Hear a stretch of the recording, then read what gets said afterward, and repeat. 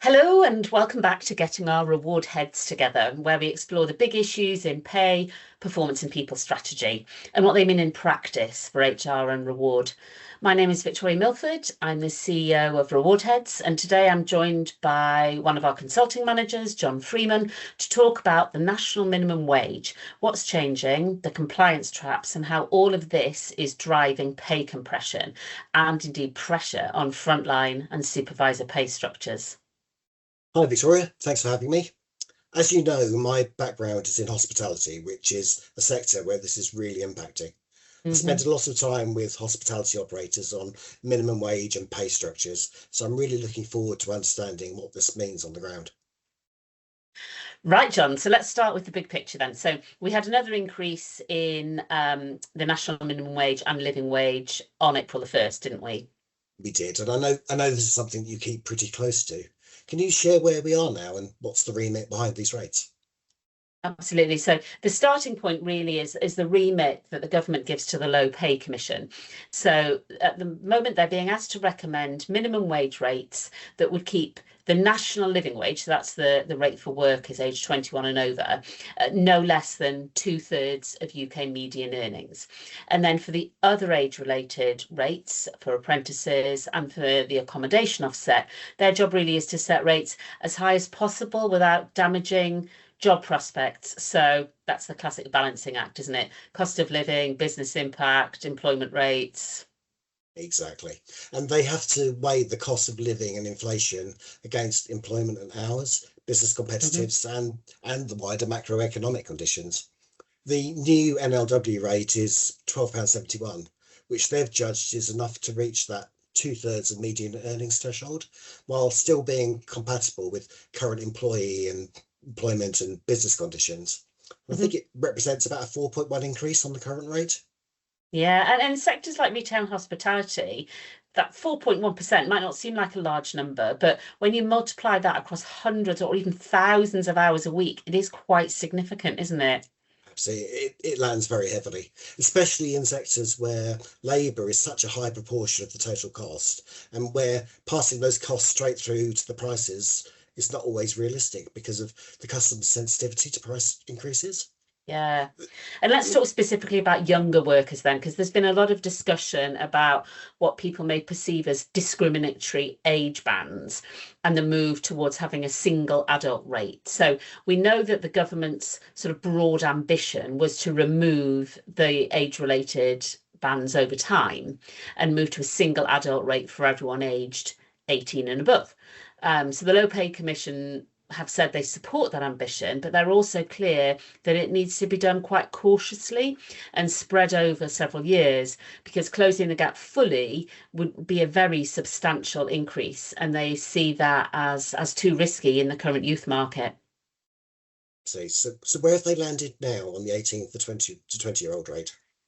Yeah, for this year, the 18 to 20 rate has been set at £10.85, which is an 8.5% increase, which is, that's quite significant. So it's moving closer to the national living wage, but still short of full alignment. There's actually been a fair bit of press coverage suggesting that there's going to be a slowing down or delay in removing that 18 to 20 age band completely. And operationally, the government has accepted that the Low Pay Commission's advice is to move more cautiously. Definitely. And so for hospitality, you've got a growing proportion of young workers with their rate moving up faster than many planned, but still Hmm. with a step up at 21. And the LPC may recommend to ultimately lower the age for the full national living wage. They could do that in stages. So, for example, Yeah. to 20 in 2027, then 18 or 19 around about 28, 29. But only if economic and youth employment conditions allow. So employees should assume further upward pressure on youth rates over the next few years, even if the exact timings aren't yet fixed. Yeah, exactly. And of course, all of these rates were set before the conflict in the Middle East kicked off and prices increased anyway. So there's more and more things for the Low Pay Commission to be taking into account in economics. Um, Yeah, and you and I, both know that the national minimum wage is something I have a real bee in my bonnet about, from a compliance perspective for sure. Because on paper, compliance to it should be super straightforward. You pay at or above the rate for the hours worked, but it isn't that simple. And for hospitality, it's rarely that simple. What are you seeing on the ground? You're right, it should be easy, but there are lots of trip hazards. The problems cluster around three things: the correct definition of earnings, the correct Mhm. definition of time worked, and other factors like work experience and birthdays. In hospitality, these issues are magnified because you have uniforms, tips, variable hours, and lots of out of hours activity. Yeah, absolutely. And the stakes are high, aren't they? Because we're not just talking about a small payroll correction. No, the risk is significant. You're looking at up to 6 years of back pay, fines of 100 to 200% of arrears, and the reputational damage of being publicly named and shamed. For consumer facing brands, especially those operating in an environment where there's lots of choice, that reputational hit could be more painful than just the financial penalty. Yeah, absolutely. And we know HMRC have loved the old naming and shaming process. Well, I could have Yes. done a whole podcast talking about some of those, and maybe we should do another one, John, because I do really want to switch gears and talk about the broader consequence of rising minimum wages. So pay compression. So in sectors like hospitality and retail, which is quite similar, what are you seeing? Successive increases in the national minimum and national living wage are really squeezing the gaps between entry level roles and supervisors. So many roles like front of house housekeeping and kitchen porters are now clustered really close to that legal minimum, regardless of tenure or experience. Yeah, so you end up with a supervisor who can be just pennies above the team members they're managing, can't you? Exactly. And that creates real challenges in a high turnover, low margin sector. It becomes harder to retain experienced team members and first line leaders because the financial incentive to take on extra responsibility or unsocial hours is really minimal. Hmm.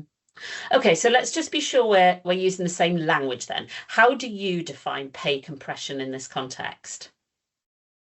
Pay compression is when the difference in pay between roles, levels, or experience becomes too small to reflect a genuine difference in responsibility or performance.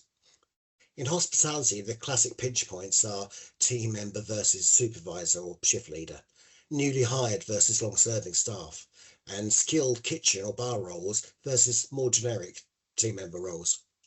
That's helpful, thank you. So we said national minimum wage increase is a real issue here, but what else is driving this pay compression beyond that?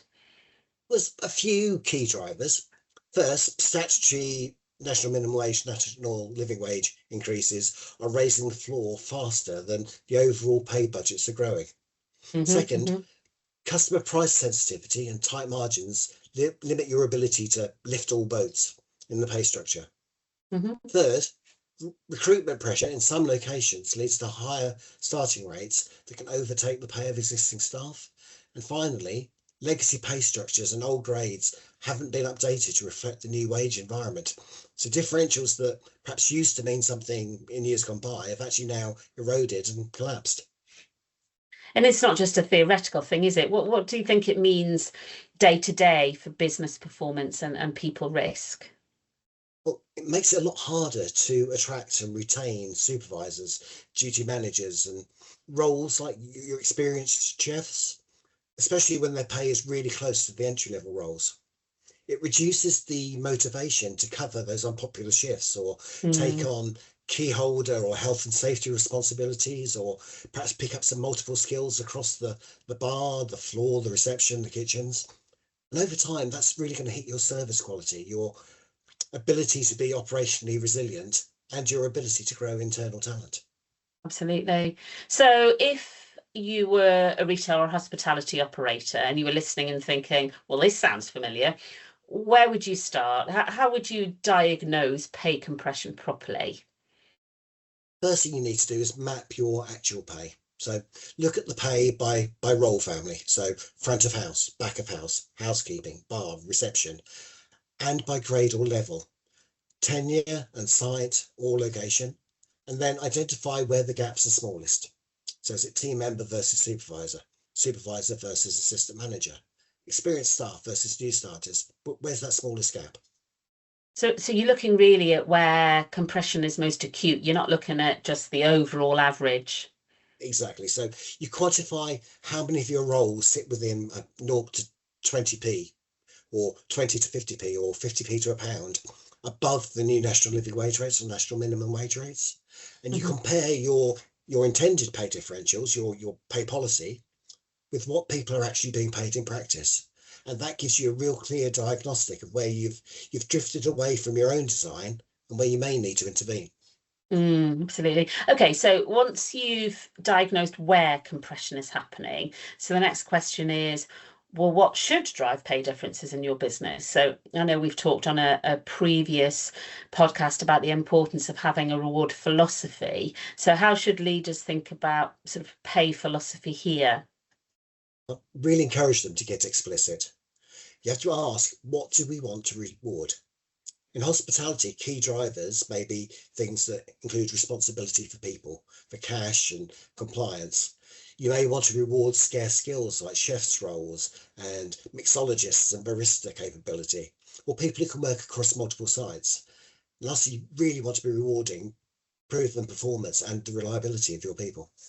Yeah. So you move away from like historical differences and towards more deliberate ones.